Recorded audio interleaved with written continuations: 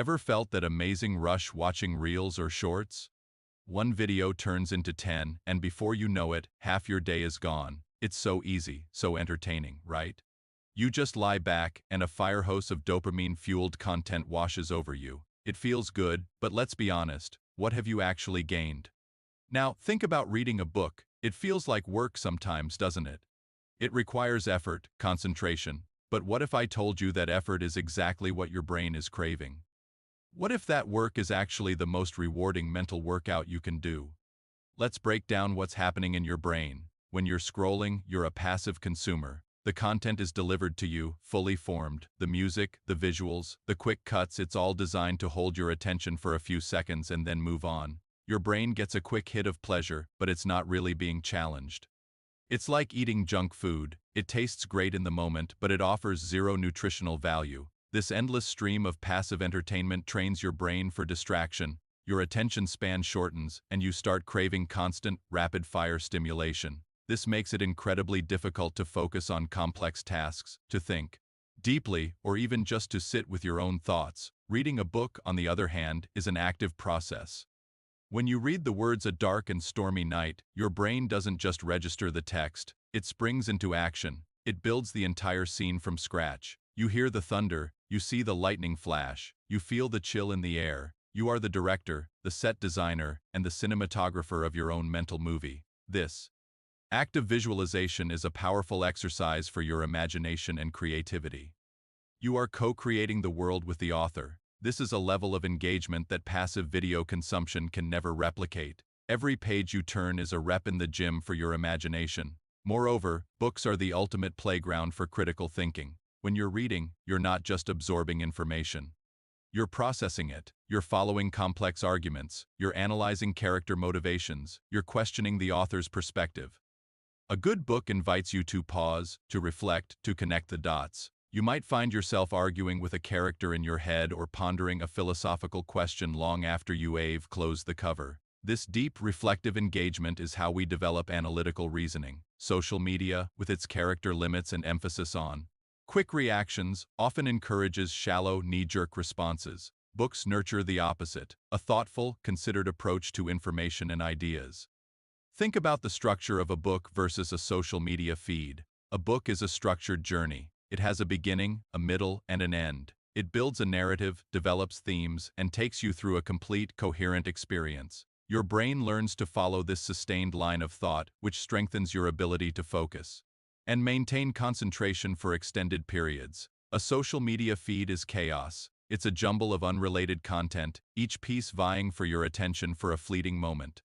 It trains your brain to jump from one topic to the next without ever going deep. This constant context switching is mentally exhausting and detrimental to deep thinking. So, how do we make the switch? How do we break the scrolling habit and rediscover the joy of reading in a world designed for distraction?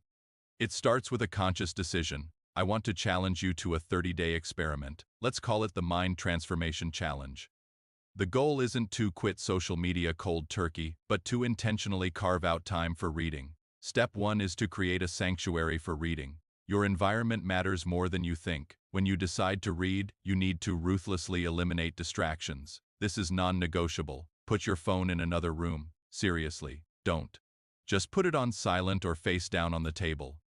The mere presence of your phone is a cognitive drain, as a part of your brain is always subconsciously waiting for a notification. Turn off the TV, close the laptop, dedicate a specific time and place solely for reading. Maybe it's 20 minutes every morning with your coffee or 30 minutes before bed. Treat this reading time as a sacred appointment with yourself. Step 2 is to curate your tools. If you're reading on a digital device like a Kindle or tablet, use its immersive reader features. These tools often allow you to hide the clock, remove other on-screen clutter, and customize the font and background for maximum comfort. The goal is to make the screen disappear, leaving only the words. Avoid multitasking at all costs. Reading while half watching a show or keeping an eye on your email inbox completely defeats the purpose. You're just fragmenting your attention and preventing your brain from entering that deep, focused state where the magic happens. If you struggle with focus, start small. Don't try to tackle a 700-page epic on day 1. Pick a short, compelling book or a collection of essays. The key is to build momentum and prove to yourself that you can do it. The feeling of finishing a book, even a short one, is incredibly rewarding and will motivate you to pick up the next one. Find a genre you genuinely love. Don't force yourself to read the classics if they bore you. If you love thrillers, read thrillers. If you love sci-fi, dive into a new galaxy. The goal is to make reading a pleasure, not a chore. Over these 30 days, pay attention to the changes you feel. You might notice that you're able to focus for longer periods at work or in your studies. You might find that new ideas are popping into your head more frequently. You might feel calmer, less anxious, and more in control of your own mind. You are actively rewiring your brain, strengthening neural pathways for focus, creativity, and critical thought. You are reclaiming your attention from the algorithms that seek to monetize it. Every hour you choose to spend with a book is an investment in your cognitive future. It's an act of defiance against the culture of distraction. It's a commitment to personal growth, to expanding your understanding of the world and of yourself. The endless scroll offers temporary pleasure, but books offer lasting transformation. They provide not just entertainment, but wisdom, empathy, and perspective. They connect you to the greatest minds in history and to the deepest parts of your own humanity. Think about all those hours you've spent scrolling. What if even a fraction of that time had been spent reading? What knowledge could you have gained? What new skills could you have learned? What incredible worlds could you have explored? It's not about feeling guilty for the past. It's about getting excited for the future. You have the power to change your habits starting today. You can choose to be an active creator of your mental world, not just a passive consumer of someone else's content. So take the challenge. Pick up a book. Turn the page. Give your brain the nutrient-rich, deep-thinking workout it's been begging for. I'm genuinely curious to hear your thoughts on this. Do you feel the pull of the endless scroll? Have you found strategies that help you prioritize reading? What's your take on the battle between books and short-form content for our attention? Let me know in the comments below. Let's have a real conversation about it. Thanks for watching, and if you found this valuable, please consider liking the video and subscribing for more content that helps you build a better mind.